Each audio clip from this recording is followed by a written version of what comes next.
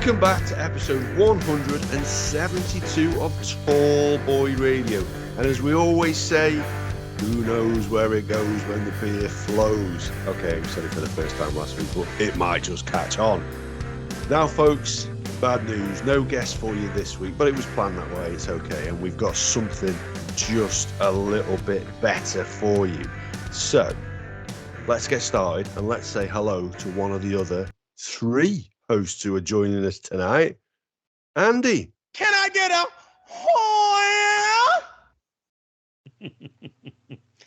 oh yeah? How's it going, dude? Yeah, good. The beard's coming along now, so I'm trying to get it down to my nipples. It's nearly there. I'm doing it. It's important to have goals. So, tell the folks what you've been up to. It's been 9 months or so since you've been on the podcast. I get regular messages saying, when's Andy coming back? True story, I do. Yeah, I asked my mum to send you them. I've just been doing random bits. I think I was trying to think of I've had a weird few months where I think because of COVID and all that, and I've not been playing football or basketball, and I've struggled with not struggled, but I've not been doing a lot of running or anything like that. So I think my head's just wobbled over the last year. But we're back in the gym. We're carrying a little heavy child around now. So yeah, and I'm drinking more. I think that's a secret. Trust me, in my experience, it is. So let's say hello to building work going on and stuff. You have had a lot of building work going on. You're having your annex built for what I can only assume is a podcast studio. Or a spider den. Yeah. Let's say hello to Gazza as well, dude. The man who's been here quite regularly over the last 9 months. How are you doing? Yeah, I'm good, mate. Evening all, evening the world. Looking forward to this. It's absolutely fantastic to have Andy back with us. As I say, most weeks, I'm not exactly sure where this episode's going to go, what we're going to talk about, but no doubt we'll have some fun along the way. So, yeah, looking forward to where we're going with this one.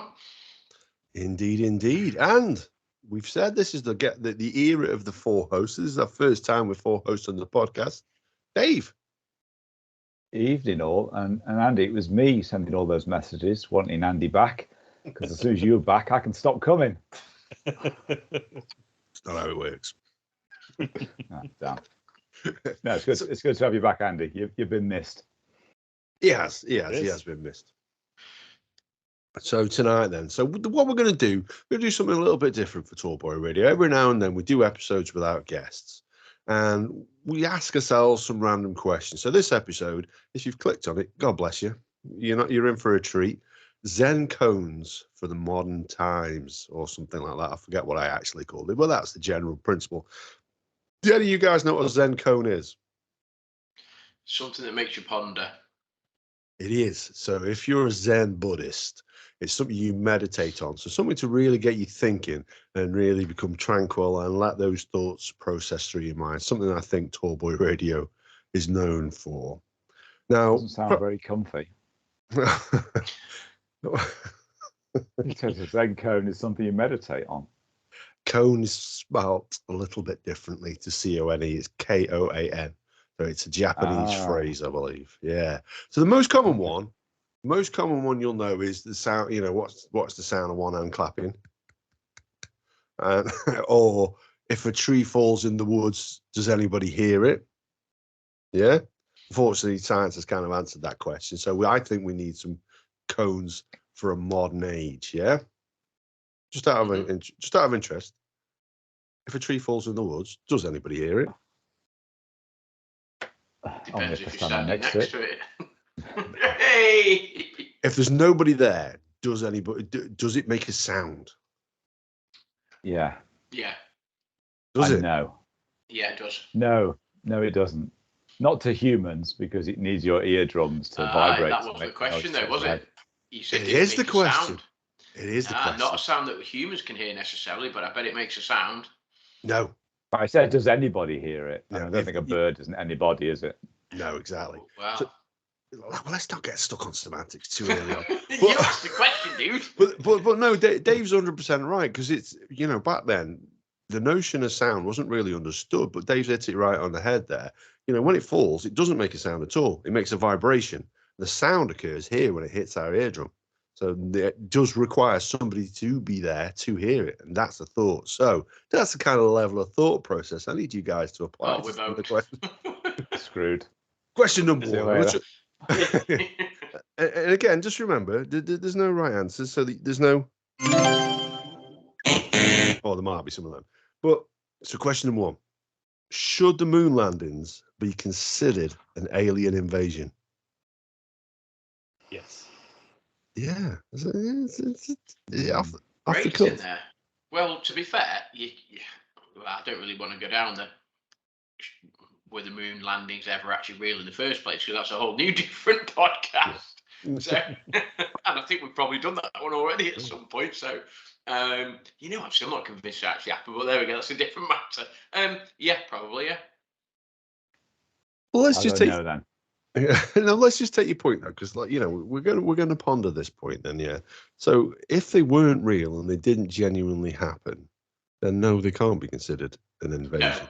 No, Yeah. but taking what the common person would suggest has happened, which is we actually did go to the moon, then I would probably argue that yes, it should be seen as an alien invasion. Do you believe we landed on the moon? I thought I did, but I'm not 100% convinced. I'll be honest with you. Why? I just think there's too. Maybe it's just a conspiracy theorist in me. I just think there's too many anomalies, too many what ifs, too many. Well, if we did, why have we not explored it further? Why have we never been to the dark side of the moon? Why don't we know what's there? Why, in this common age, can we not have technology that allows us to see the dark side of the moon? Why do we not have the technology? We're going to Mars, for Christ's sake. So why can we not go to the moon and explore the moon a little bit further, a little bit deeper? So I just think there's too many not so sure questions out there. So. Go on, Andy. You said no as well. And what was it? Well, you said yes. It was. Do you believe that we landed? The man landed on the moon? I don't know. I've always thought, yeah, we probably did, but then as the willy waving contest of I've got a space rocket, no one's gone back there really, have they? They go to the space station and all that, but not back to the moon. If I was Musk, I know he's trying to get his rockets to be reusable and take off and land and all that, but I'd go to the moon first. At least it's a couple of days job, isn't it? I just think until you can and then absolutely put it all to bed. Yeah, that's the thing, is put it to bed. I think until you absolutely effectively right off the moon in terms of resources, in terms of anything that you've got, in terms of things that we can exploit while we're exploring elsewhere. Because at some point, and I know it's thousands, maybe hundreds of years in the future, thousands of years in the future, the Earth is going to run out of resources. So if the human race is to continue, we are going to have to explore elsewhere. So why not just explore the nearest satellite that you've got closest to you, which is the moon, innit? So I don't know. Could the reason be why we've never been back that there is absolutely no benefit to doing it in terms of it is? But how do you know that? Because you've only been to half of it and you haven't explored the other half of it. Well, actually, I'm just googling that. But the and there could have been a lunar fuck off great big alien race that said, "Don't come back, otherwise we're going to kick your head in." I was going to say something a lot more profound then, and then I'm just going to kick your head in. Yeah. I think it might be the first time I've used that phrase until we were in. Sorry, God, Dave. I say the Chinese sent a lunar rover called U-2 to the far side of the moon. So we have been there, and the satellite photographs of it, and of course we landed on it. I know it's not an alien invasion. To be an alien invasion, there'd have to be somebody living there for us to invade it, or it'd have to belong to somebody else, which to the best of our knowledge, it doesn't. Well, that's the thing, to the best of our knowledge. Yeah, well, therefore we can't be an invasion. But how do you know that somebody hasn't been there previous to us and claimed it, and therefore it is an alien invasion? Well, they should have left a flag if they're going to do that. You mean a flag just like when we went and they shoved the flag up that actually was fluttering in the wind, even though there's no wind on the moon? That sort of flag, and even though the flag's lit in two different places from two different light sources, even though there's no light source on the moon. That sort of flag that only emphasises the American stars and stripes, that sort of stuff. Yeah, that's right. Yeah. Yeah. Okay, yeah. And flags. Do you know that flags will move on the moon? You do know that, don't you? Yeah, I know flags will move on the moon. Yeah. Why do they move though on the moon? Because somebody's just stuck it in the ground, picked it up with the hand, stepped back and taken a photo. Yeah, but but what would happen is if you stuck the flag in, if there's no wind, the flag would just drop to the bottom. It wouldn't unfurl. So why is there a photo of it in the flagpole with the flag unfurled and you can see the stars and stripes? Because it would just, if there's no wind, it would just drop and it wouldn't unfurl. Yeah, gravity's so low, so it's long There's enough no gravity to fall on the down. moon, though. Yeah, exactly. So there is gravity. Well, There is gravity, but not. But it's not. If there's enough to no make a gravity, flag. if there's no No, so gravity, there is then some. the flag. Yeah, I know, but there's so little gravity that the flag doesn't drop to the pole straight away. Oh, okay. So there's some mystical, magical. What? They starched it or something in the spaceship, so they stick it in. It's just stuck out at the side. No, they just held it, stepped back, and took a photo. It's not complicated. Okay. Well, my invasion thought was the microbes and shit like that, because you're technically from another planet. You're sort of invading their whatever germs they've got, aren't you? And introducing the flu and all that rubbish that we did to the Americas or whatever. That's it. Yeah, we gave the moon COVID. True story. I think it's in isolation. That's why we're not going back there.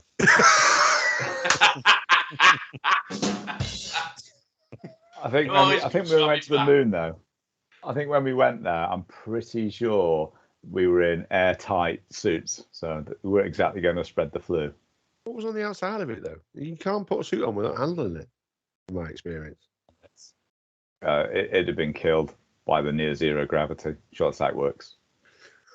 It might be the lack of atmosphere than the gravity, I would imagine. But here's a question. While we're still on the moon, though, just turning things around a little bit. One of the four of us here has seen the moon very differently. The moon. Wow, that's a completely different question. Yeah, exactly. I've got no idea what that place is. I'll cut it out and put it in. I won't. I'm too lazy to edit it. One of us is Jesus Christ. One of the four of us here has seen the moon from a very unique viewpoint. Who's that? It's not me. That isn't you. Andy? It's not Andy. Beans on the shrooms. No, it's not me. It's Gaz. Go and explain it. How or why? You've seen it. Australia. Exactly. You've seen it upside down, dude. Oh, okay. I have been to the Southern Hemisphere, yes. Yeah. Did you notice? Did you think anything of it, or were you too pissed while you were there? Well, I was 17, so obviously I didn't drink. I don't remember it, honestly. I don't remember looking up and going, oh, yeah, that's upside down.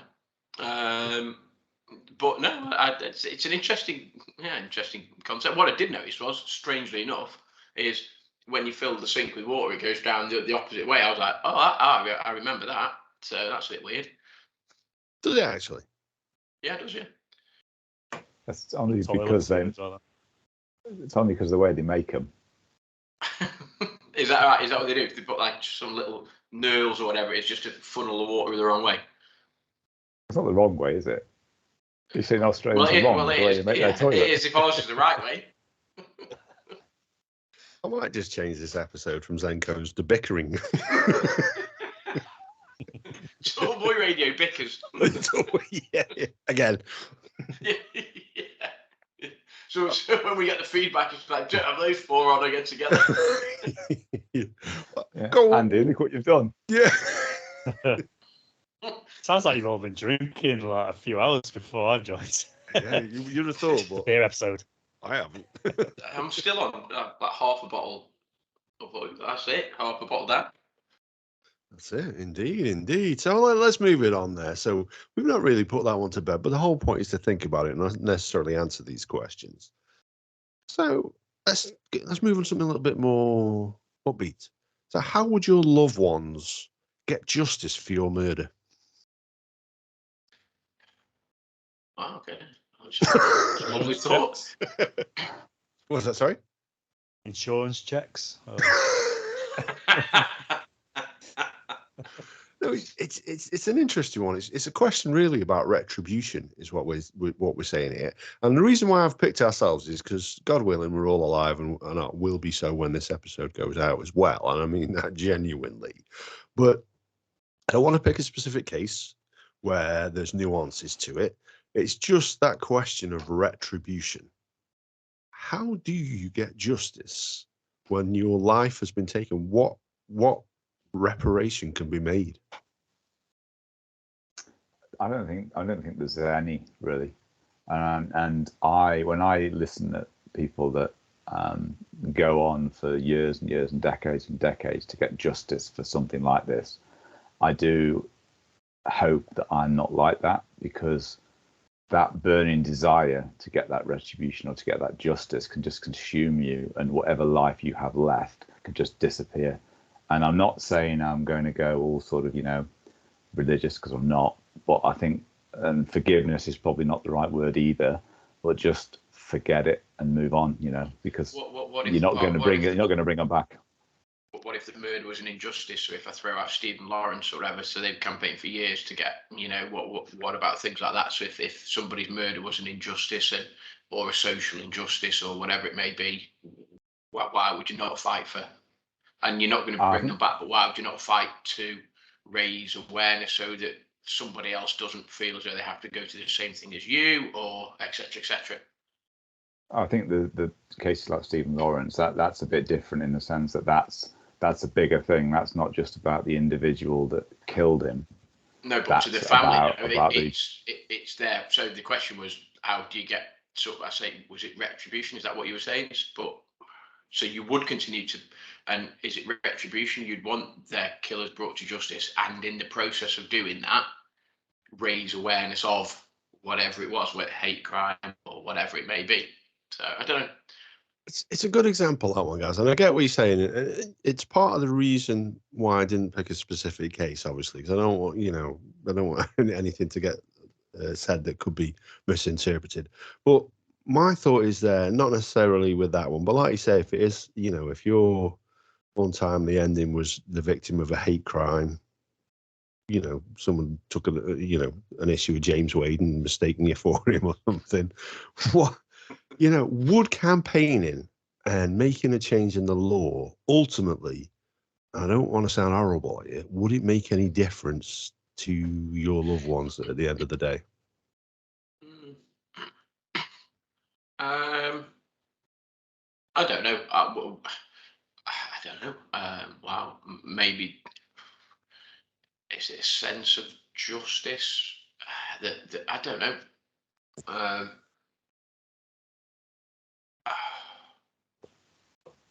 I'm trying to think if it's the other way around, and if it was, if it's somebody that I, cared for, loved, or whatever, that had been murdered, would I campaign to the point where I would want to see? I don't know. It's a tough question, dude. Because I get your point. It might become then all encompassing, and actually, what benefit is it? I don't know. It's a tough question, that one. It is a tough question. When I think about it, I always think about one of our most popular episodes, obviously, in the last 6 months, is the one we did about the Mount Cop murders. Andy, I don't know if you've had a chance to listen to that one, but it was a murder that took place about 32, 33 years ago. And the guy has not been caught, but I got a number of messages after that episode. Well, I've not shared, of people saying that actually pretty much I'm not going to say everybody, but it's a widely believed fact is probably the best way of putting it, that this individual who did it is now living in Spain and is known to the wider population of the local area of Mount Cop. And if it's true, I find that utterly disappointing that not one person who knows that information has stood up and said, look, the finger at this guy, you know what I mean? And that's what I think about that when I hear about that and their family not getting the answer as to what happened, that's the worst case scenario, isn't it? That nobody knows who did it, I think there's a slight maybe, and I don't know, obviously I'm not in that situation, but maybe there's a slight difference between knowing who's done it and wanting to bring them to justice, and then not knowing who it is. if that makes sense, and not having any closure because you don't know who's been responsible, you don't know who it is. I don't know. I think that it's slightly different, but yeah, I don't know. Cool. Does anyone want to say anything before we move on? Because I don't want to dwell too much to bring the mood down, but I did think it was an interesting question. Does anyone got any final thoughts they want to chuck out on that one? No, I don't think so. Probably Not so. me. Well, we're going to move on from the difficult topic of murder to something even more complex and the deep, dark undergrowth. So, caterpillars, when they make that chrysalis, do they know that they're going to turn into butterflies? What do you mean by no? I mean, it's an insect. Well, it is an insect. I'll give you that. I believe it to be an insect. Or it certainly turns into a butterfly. I'll say no. I don't think they're capable of that kind of thought process. Well, think about bees and the way that they can communicate. Just because they're tiny things with tiny brains, often we elect people under that sort of basis. But because they're tiny things with tiny brains, who's to say what they know, don't know, and understand and don't understand? Well, that is true. They may be thinking one day I'm going to be a beautiful butterfly with purple wings with pink spots. I can't wait for it. Maybe they are. Maybe they are. I'm not. I don't want to go down the old hungry caterpillar route. You know what I mean? What don't you think? That's something I think in terms of Zen cones is worth pondering. Is trying to understand the understandable like that. And if it doesn't understand it's going to be a butterfly, then what's it doing? It's just existing, isn't it? Isn't it just a natural metamorphosis, though? Is it just something that happens to them and they're not necessarily consciously aware of that it's happening or it's going to happen? So let's apply that logic. If we apply that logic, okay, could we apply that logic to ourselves that we are merely existing until we transform ourselves into what we can be? And whether we knowingly do it or just exist is the difference. Existing until we die, I suppose. Well, I wanted to get away from that day. We have probably more control over our destiny than a caterpillar does over its. I mean, it's either going to eat some leaves, go into a chrysalis and turn to a butterfly, or it's going to get eaten, or it's just going to die. It's really not got many other options, has it? Not many life choices there. No. Whereas we do have quite a few choices. I agree we're less likely to be eaten by starlings. But it's the same principle when you apply it, isn't it? Are we just existing? We just following the formula that's set out for us, and then we move along till we, like I said, we shuffle off this mortal coil, or do we define our own destiny in the same way that actually that caterpillar chooses to metamorphosis into something beautiful, as long as it's not eaten by a blue tit? But if they chose to, does the fact that you said chose to mean that some have the choice not to? Well, that's it. I don't know. Do they? I suspect they don't have that choice.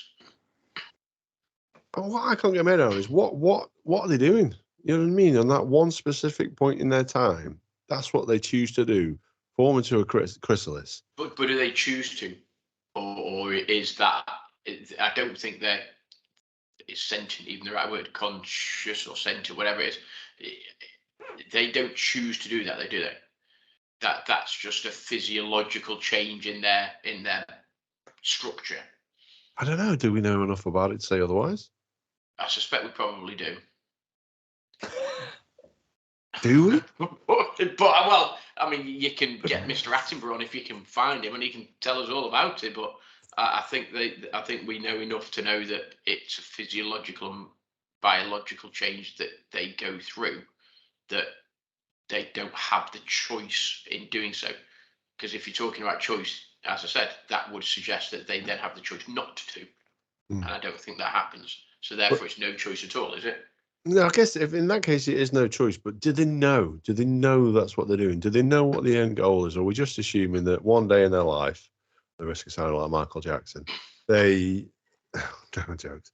They wrap myself up into a chrysalis, a lot like he did on occasions when he was putting himself on his oxygen tent, and then transfer him into a beautiful butterfly, unlike Michael Jackson. I'm not so sure they know, dude. I'll be honest with you. Andy, you got any thoughts on this one? You know, we always try and apply like the human brain to other species, so like they don't have the same sort of conscious level that we're aware of. But a lot of like you get like birds flying south for winter or whatever it is, and maybe it's just like that where the caterpillar knows something's happening. It knows to eat X amount of food and then go to a place, and then it just pops out of its little cocoon and away it goes. Maybe it's like that. It's like an instinctual thing of just doing something. You know what I mean? I don't think a lot of insects think. I think they just do. Well, I hope you're wrong. I'd like to think there's some choice, there's some decision, there's some knowledge, forethought. I don't know. I'd like to think they know. But, if not, then that's a disastrous state, isn't it, really, to be in? And is it the same brain that exists? Is it the same thought process? The thing that was crawling along and eating leaves is now flying around and getting swatted by fly swatters. Yeah, I'm not sure, dude. I think you're fighting to lose a battle there, I'm afraid. Yeah, I think I'll move on. A nice, easy one, then. Nice, easy one for you. Dave, you were exceptional at maths at school, if I remember correctly.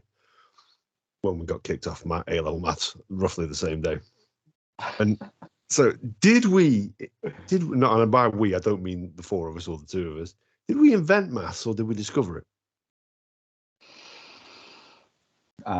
We discovered maths. How? We just spoke about what was around us and wrote that down and put things together. It was already there. Yeah, I think so. I'll probably agree with you, Dave, there. I think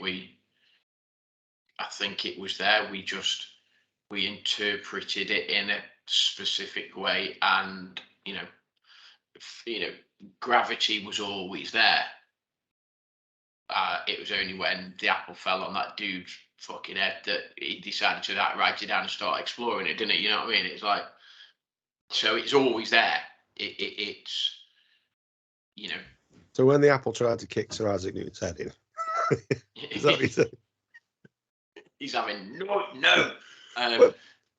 But here's a question, though. Here's a question. When we think about 2 + 2 = 4, okay, and we think about the human language. Now, bear in mind, wherever you are in the world, that language is developed in a way that the people there have learned to understand. So, in the Spanish region, they speak Spanish. Over here, we speak English, and let's not work out too much. We're spending too much time thinking about the derivatives and where they've come from. But we've made up those numbers. We made up the fact that 2 means 2 things, 1, 2. It wasn't that wasn't existence. That wasn't a thought that existed. It was there in nature before we put a number to it. And the fact that you get 2 of the 2 things and makes 4, that is in its own way a human invention. Does that make sense? Yeah, but I'm not so sure, because if you take that analogy further back to Neanderthal man, when he's feeding his kids and he's picking berries and he's got a handful of berries and he's going 5 for you, 5 for you, 5 for you. He's not doing maths, is he? He's just doing what's in front of him. And we've later on gone, let's call those berries 5. And if you put those berries with those berries, that's 10. We haven't invented the maths. We've just put words to the situation. I suspect we might have created maths to try to create some order as such, and try to create a unilateral way of expressing things that we see, maybe. A bit like a language, because some people say that maths is a language and stuff. So you I don't know.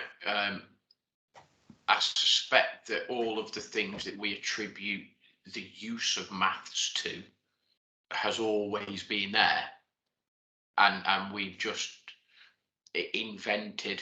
created a system. I don't know. I'm not sure. How important is maths to you on a daily basis? Well, I tell the kids at school it's massively important. Most things that you do is maths orientated. You sent a message earlier saying 14 minutes till we go. That's numbers, that's maths, that's time. That, do you know what I mean? I could say, well, that's 12 minutes to go, 11 minutes to go. That's a counting system. That's maths. So I think possibly without realizing it, you probably use maths all the time, most days. Mm-hmm. We'll get to time later. I've got a question on time for you. Don't you worry about that. Okay. What about yourself, Dave? How important is maths to you, do you believe? And what's your understanding of it? My understanding of maths pretty poor, despite what you said earlier. No, it's vital to what I do because where I work, everything's based on computers and the internet. Without maths, you just can't have computers. You can't have the internet. You can't have an accounts department to pay your expenses. Pretty vital stuff. How? Sorry, go on, Andy. Did you want to say something there, pal? I was just chuckling. Fair point. So how have we got to this stage? How have we, as human beings that were once monkeys, got into this position that we have that deeper grasp of mathematics that we can figure out how Dave's accounts department works? Don't tell him you can't. Don't tell him you can't figure it out, Dave. Now is not the time. Nothing. I just think, but to use you go back to the primates, you go back to the monkeys, the chimps, the orangutan, and that order. They're our closest living relatives as such.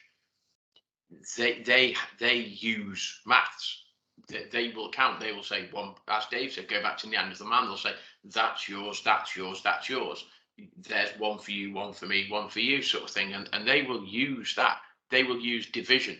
They will create they'll grab a bunch of bananas off a tree and they will divide that up amongst the monkeys in their family that need it, sort of thing. Do you know what I mean? So they just don't use the word divide. Well, how have we got to where we are in the level of complex mathematics that the human brain can or can't understand or has a computer to understand for us? We have to develop that computer. We have to develop the software that does that, which is, again, all using maths, all using these binary equations. We know that. And now we're taking it on to the next level using AI. How on earth have we got to that level if indeed at one point we were dividing out bananas amongst our hairy friends? That's just Toolboy Radio Party on a Saturday night, that is it? It's pretty mind-boggling, really, to think of how we've advanced so much just in the last 40, 50 years, never mind the last several thousand years. And the dependencies we have on it and the way the world is just underpinned by it, it's quite scary, really. Well, funnily enough, Gaz and I were having a conversation just a month or two ago, maybe. I think we're just on our way out for a beer. And I was saying to him, there's a couple of us in this room here now having a very special birthday this year. And 50 years ago, 1973 was happening. And like I said, we've come a long way since then. Well, you take that back to that, 50 years before 1973, it was 1923. So think about that now. We're as far away from 1973 as 1923 was from us when we were born. Is that scary? Frightening. It's a different world, that's for sure. Absolutely frightening. And you go through the maths analogy in terms of how much we've progressed, and I don't profess to know even 0.5% of what is out there, but you start talking about quantum mechanics and nuclear physicists and space-time continuums and I know we're going, that's sort of the realms of science, but maths underpins that because, so we talked about going to the moon earlier, so you talk about velocities and trajectories and that's maths. and you talk about force, and you talk about speed and acceleration and inertia and all of those things to continue the space analogy, that's maths.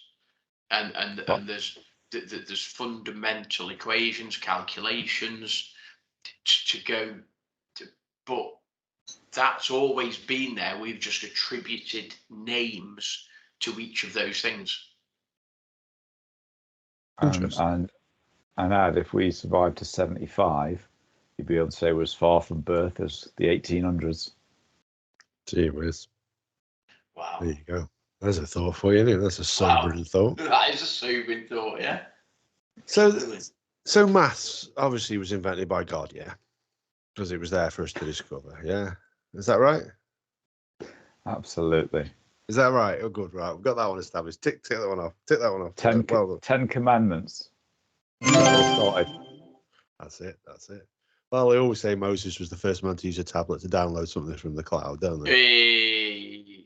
Was it Moses? Was it Moses? Yeah, it was Moses. Let's give him credit for where credit's due. So, but talking about that then, I've listened to Brian Cox talking passionately about the importance of astronomy, not astrology. I don't want to confuse those two. Just as a side point. Go on. He did that little tour, didn't he? I'd have loved to have gone to see him because I bet he's proper engaged. I bet that's like proper, like enjoying. There's enjoyment to be had in terms of going to go and see him. I'd proper like that. You should put that. Yeah. You should put that quote on his tour poster. That will get everybody else to come see you. No, but seriously, because like he's pretty engaging, he's probably the guy at the moment that just younger generation. Oh, that guy's cool, and he's obviously, his IQ slightly higher than probably ours combined, but he's really engaging. To go and listen to him talk about it and try and put it in layman's terms would be pretty cool, I think. Oh yeah, I know exactly what you're saying. But when I've heard him talk, and I've talking about the Big Bang Theory and that, and this is my next question: how can we be certain? And I mean, that's the four of us. Andy on this one, chime in when you're ready, dude. Let us know what your thoughts are on this next one. How can we be certain that God didn't create the Big Bang and that's how the world was created and everything else around it? You can't. Because then you can say, all right, we'll say God did. Well, who created God? Oh, well, and you just go on and on and on. And if you try to think about what came before the Big Bang, you just do it until your head hurts and then you give up. But was there anything before the Big Bang? I've thought about it and it hurt my head. God, well, what if God was there? Maybe not God as we know it, because religion is a thing that we can either buy into and buy into not, and it asks for belief because there's no facts to support it. Whereas in terms of astronomy and science, we know that there are. But how do we know? How do we know that isn't how it happened? That isn't how on the seventh day when he had a nap. The previous 6 days was what he was doing, was creating the Big Bang. You can't know, can you? You've just got to have faith that he doesn't exist. It's an interesting way of putting it, though. But it's faith either way, isn't it? It is. You're just believing in something one way or another, and if you can't disprove it. You can't disprove he does exist any more than you can disprove he doesn't. Tell you what, Dave, that's a good line, that is, and it's an interesting point as well. I never thought we'd get that philosophical tonight on Tall Boy Radio. Andy, what are your thoughts on this one? I always resort to what I believe is the definitive answer to most things, Futurama. There's an episode on there where I think they go forward in time, and then the episode goes on and they go further and further and further, and the world ends. The universe ends because of, I can't remember what it was, like stars dying out or something like that. And then a big bang happens again, and it just keeps going around like a circle. And who knows what is, like scientists say, oh yeah, this is fact, but then like 2 years later, it's not. It's the opposite.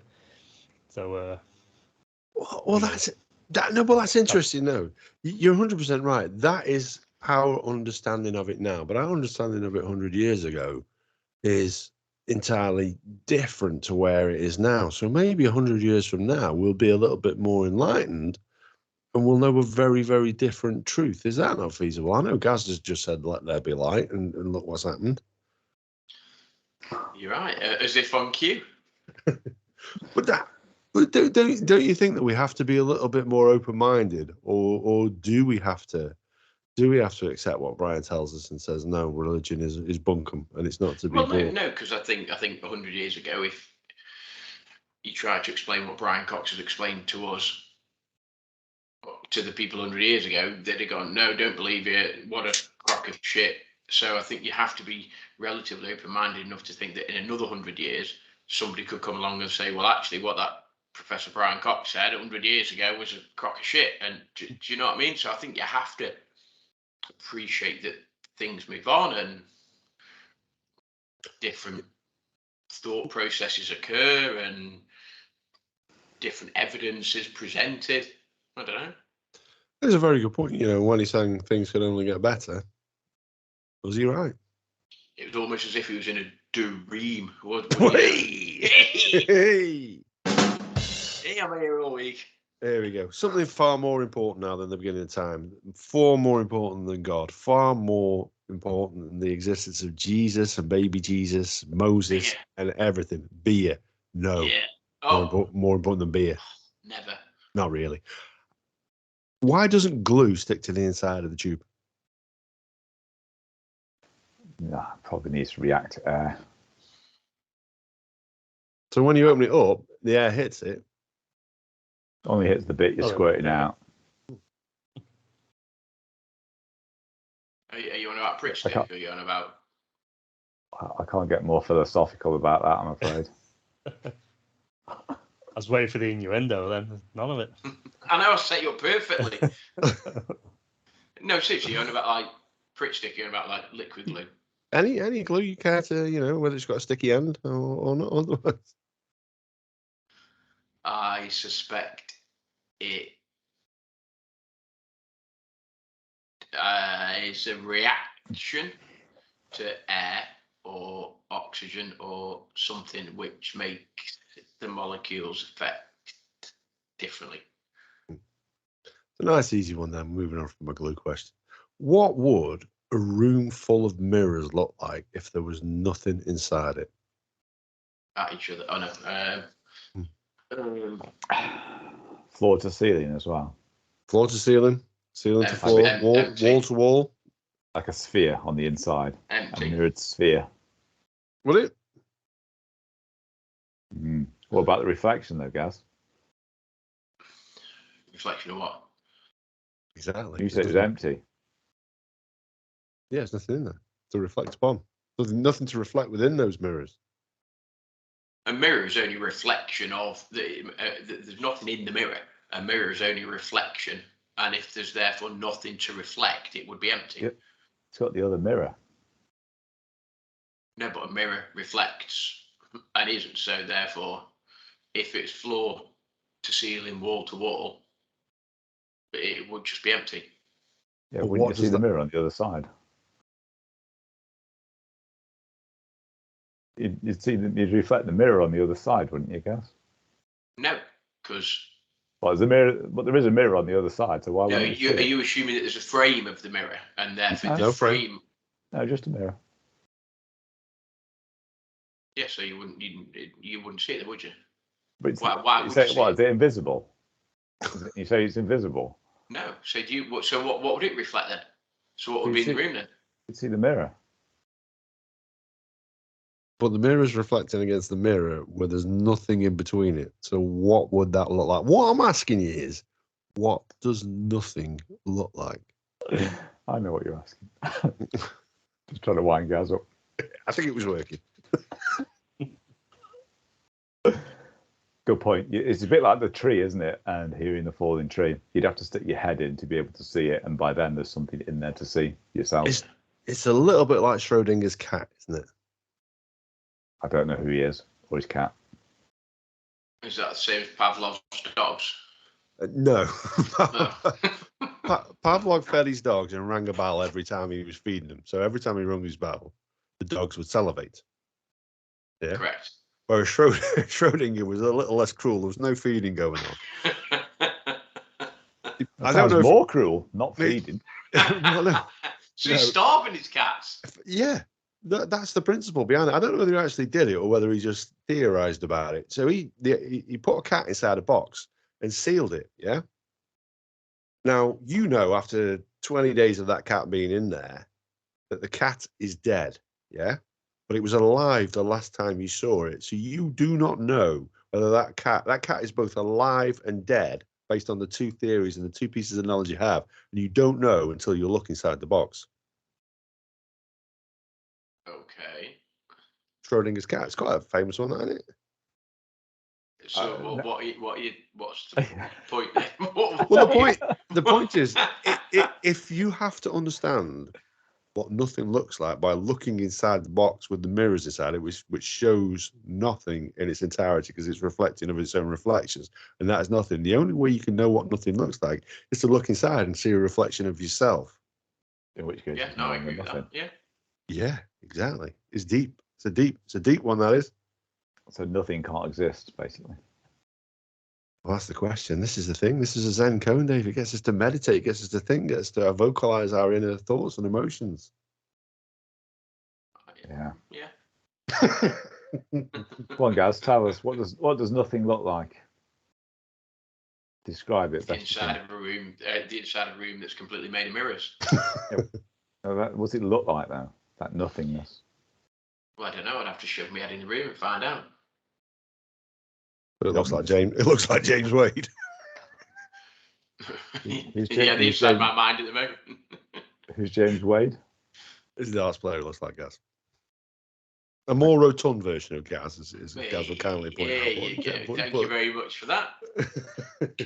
Andy, any thoughts on this one before I ask a deeply important question about time? No. Right then. So we talked about beer. We talked about nothing is more important than beer. In this country, how old do you have to be to buy beer? This is the 18. simple part. There's no trick question. 18. You have to be 18 to legally buy beer to consume for yourself. Does it make sense to base the right on which you can buy beer, vote, have sex, make decisions about your gender? Does it make sense to base that on the amount of times that you've stood on a rock that circulates a burning ball of gas?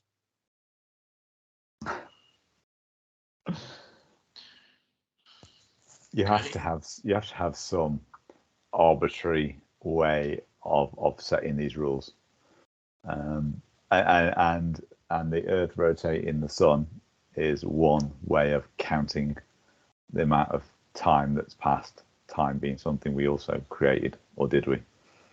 Well, we defined how it's measured. The time exists in its non-measurable state in terms of things change. So that's time, isn't it? Things change. We get older. The fruit spoils. Arsenal throw away 2-goal leads, etc., etc., etc. That happens over time.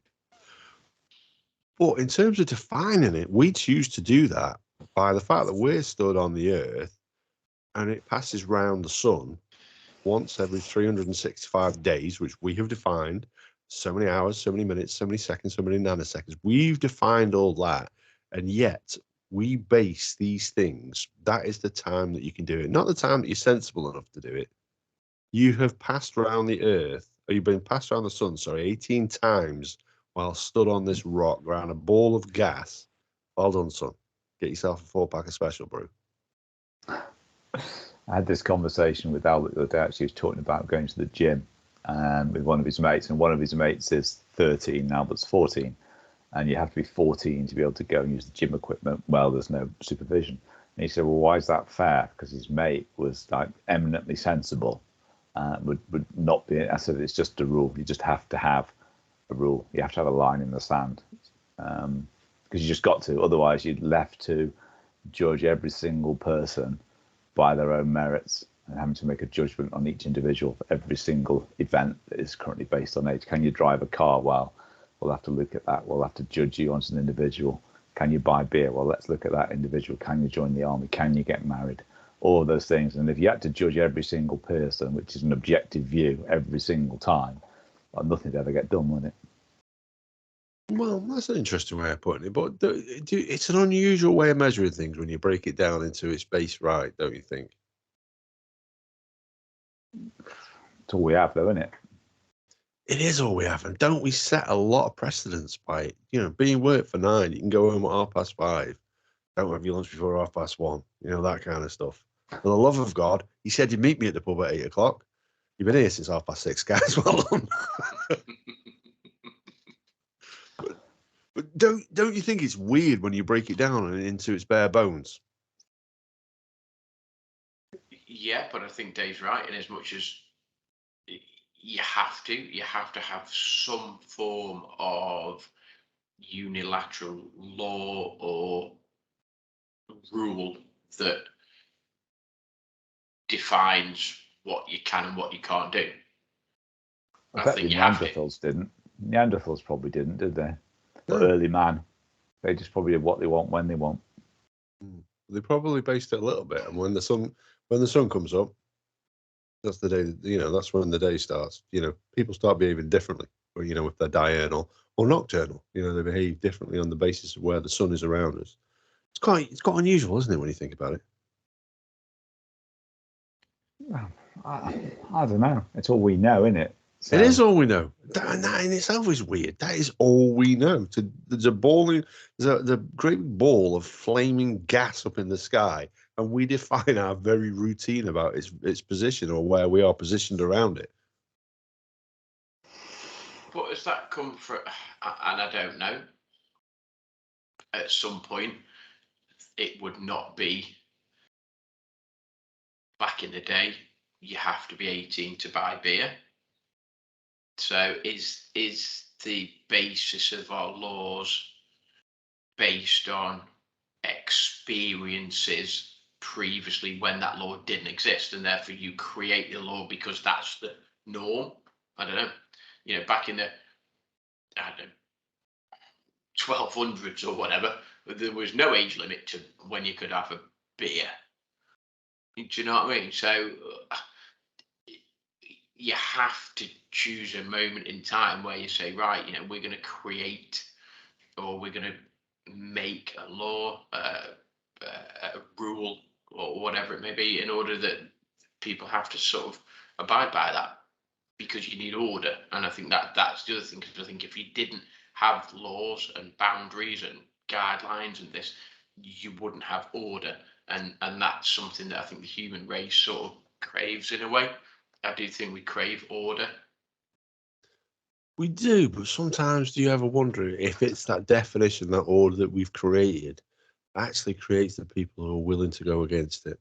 Oh, sure, yeah, because you will always get people that will kick back against it. However, I think we have to have order, otherwise we would have anarchy, and therefore everybody would just do whatever they chose whenever they wanted and do whatever they wanted to do to whoever they wanted to do it, and that would create a very uncomfortable existence. And I think that's why we have certain laws, boundaries, this, that, and the other. Any thoughts, Andy? Well, I was thinking then, it's, you know, like a measurement is done on there's a weight. I can't remember if it's in like Fort Knox or somewhere, where it's bang on like a kilogram, and they base a lot of measurements off that.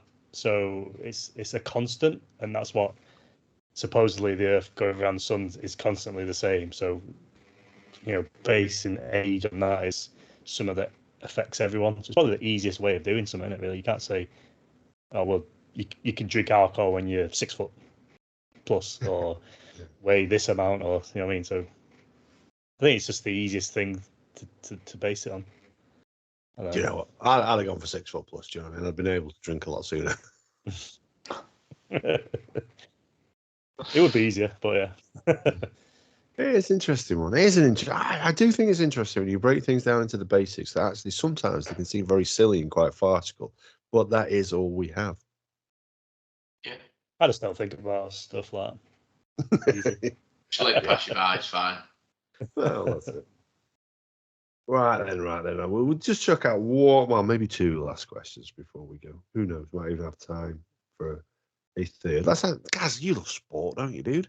Love sport, yeah. Horse racing? Don't mind it. How much difference does a jockey make to the horse winning the race? Massive. Massive? Massive, huge difference. If we set those horses going Not by being themselves... funny, dude. Put you on a horse, it ain't fucking winning anything, I'm telling you for Oh. a fact.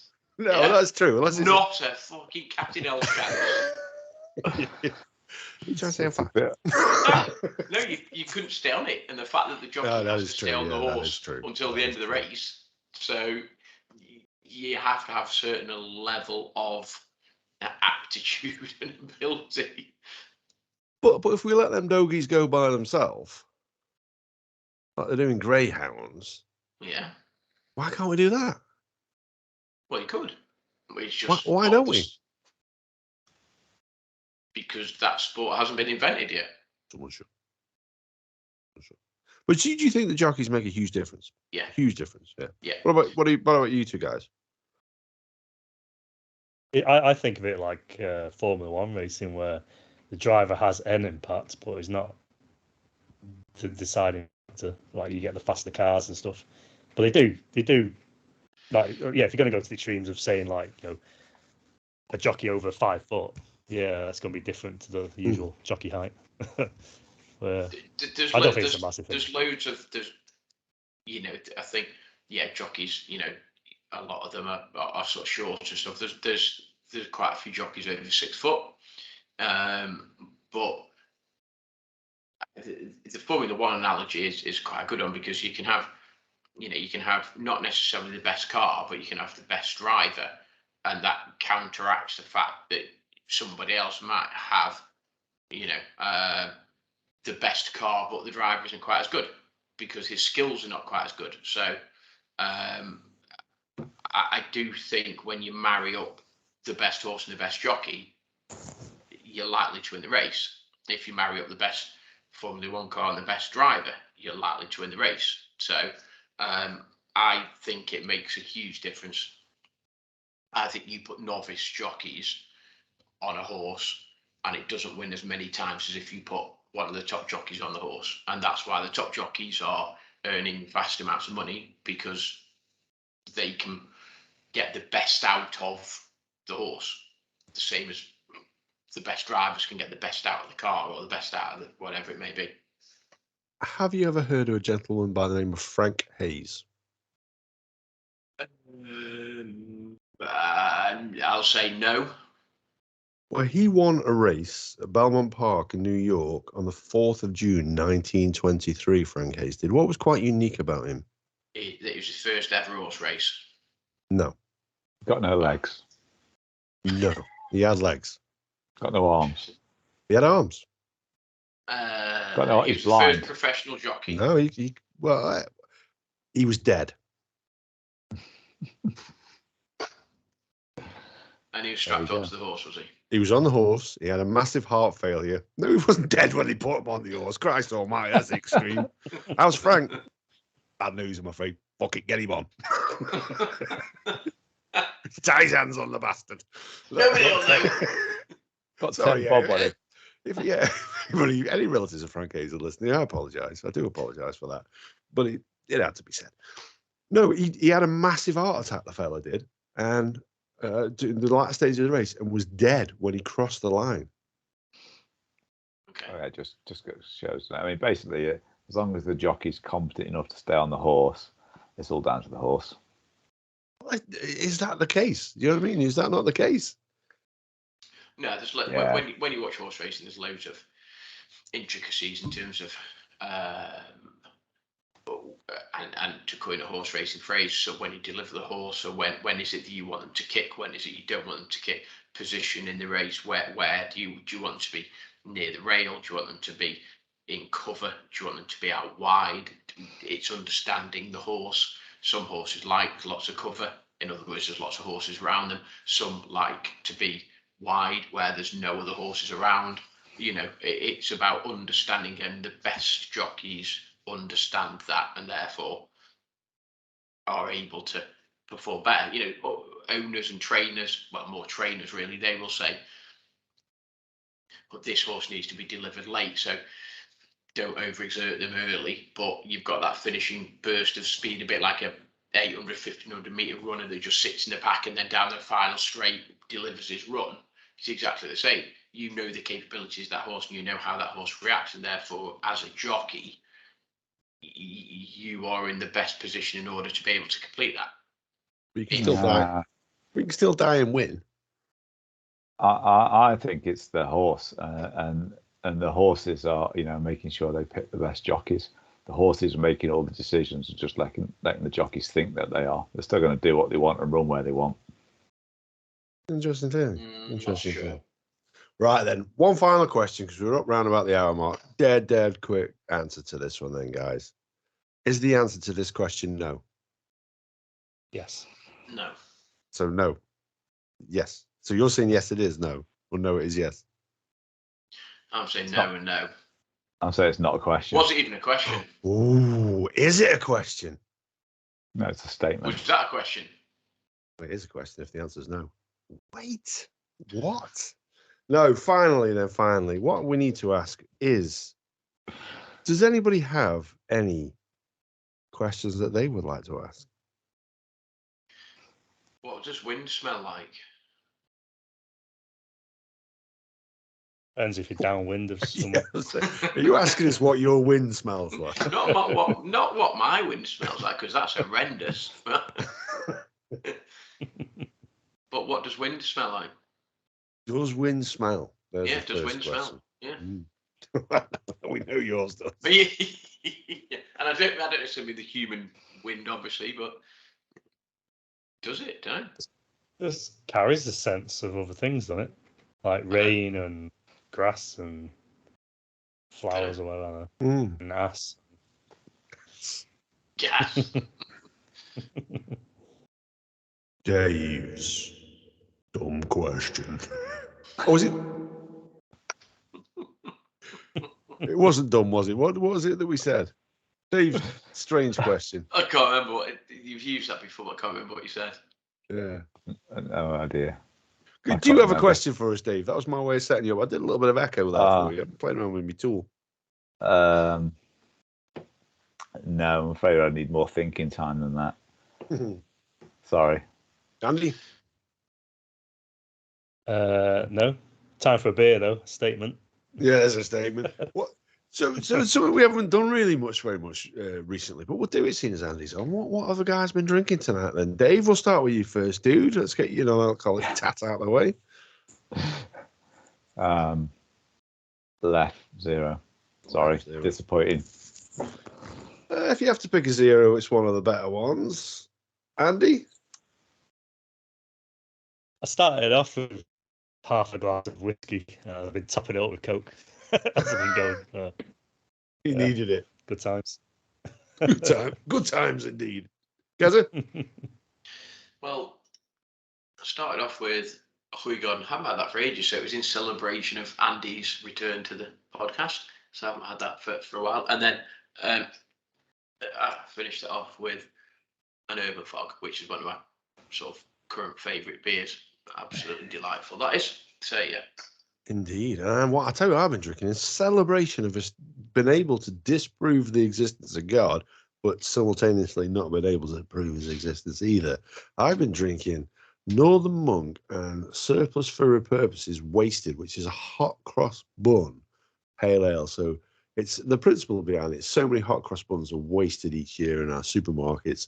So Northern Monk, with the help of Surplus for Purpose, have repurposed those hot cross buns and made them into a beer, which I have to say does taste hot cross buns. And I thought I was going to hate it when we first started off. I actually really, really enjoyed it.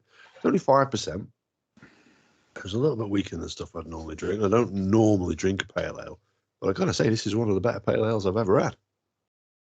So, before we round up and say our goodbyes, let me give a quick shout out to our sponsors, Ollie's Snacks. If you want your olives, your nuts, your pretzels, or your chocolate-covered pretzels, head over to ollies-ollies.com. With every order placed on their website, they donate a school meal to a child in need with the help of One Feeds Two. But more importantly than that, if you use the promo code TallBoyRadio, all capitals, all one word, and you're based in the UK, you will get 20% off your order. You can't say fairer than that. So, guys, who wants to go first? Have we enjoyed this episode? Feel free to say you haven't.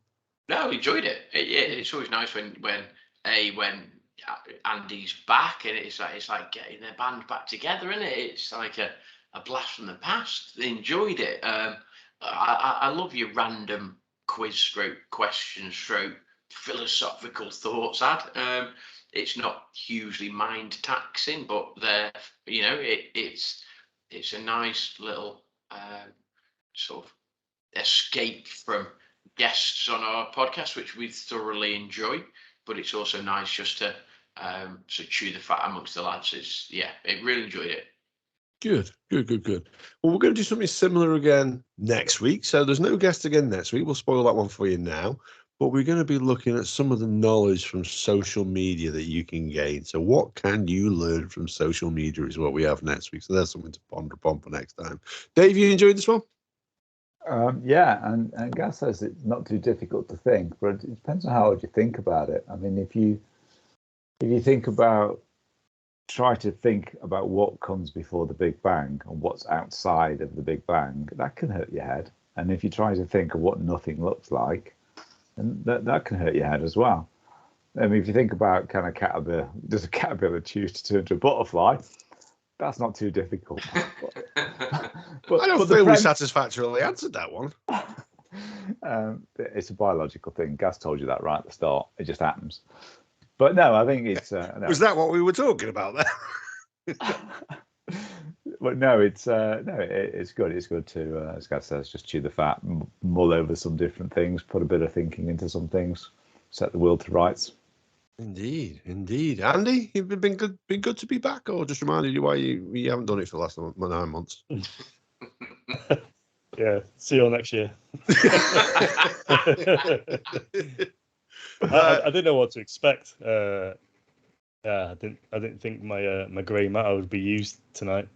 So yeah, cheers. Always a pleasure. There's less thinking involved next week. I can promise you that. We're just going to be looking at some of the wisdom that's shared via social media, whether indeed it can be called wisdom. So who wants to say their goodbyes first? Yeah, brilliant. Loved it.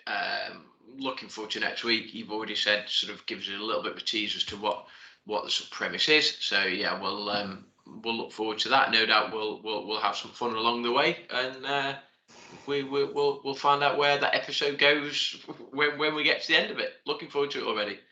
Indeed. Who knows where it goes when the beer flows? Dave? Yeah, looking forward to it. And I know Andy loves his social media and the influences it has on things. So I reckon Andy's going to be speaking up a bit if he's joining us next week. Are you joining us next week, Andy? Yeah, and I'll be having some pre-drinks, I think, as well. Good lad. I hope you don't go quiet when you have some drinks, though. Oh yeah, I fall asleep. And he's back. He's back. Well, I'll tell you one thing we need to do, because before the next time we record, one of the three of us here turns 50. So we need to wish Dave a very happy birthday for next week. By the time this episode drops in a couple of weeks' time, it already will have been your birthday. And by the time we record next week, you will be the elder statesman of our group. I already am the eldest. That's how time works, mate. It does. But currently there's three of us who are 49. You will be the only one who's in your 6th decade. Yeah, cheers for that, mate. I mean, technically, you are as well. I mean, you were alive before the day you were born. Oh, now we've got a philosophical argument starting. I would agree with you. No, I agree with you, dude. I was going to say, or were you? But yeah, obviously you were. I was. I believe I was. So on that bombshell, we will wish you all a good night, and I hope you'll all join me. We will share a post on our Instagram, Facebook, and Twitter wishing Dave a happy birthday, and I hope you all chime in and add your comments to it. If you want to find those social medias, oh, that was a seamless link, wasn't it, just, eh? You can find us at Tallboy Radio on Twitter, Facebook, and YouTube, at Tallboy Radio Podcast on Instagram, and please head over to tallboyradio.com, drop us an email at mail@tallboyradio.com, or even leave us a voice message. We've heard that can be done when we listen to last week's episode. So all I will say is thank you for listening, and we'll catch you next week. Bye.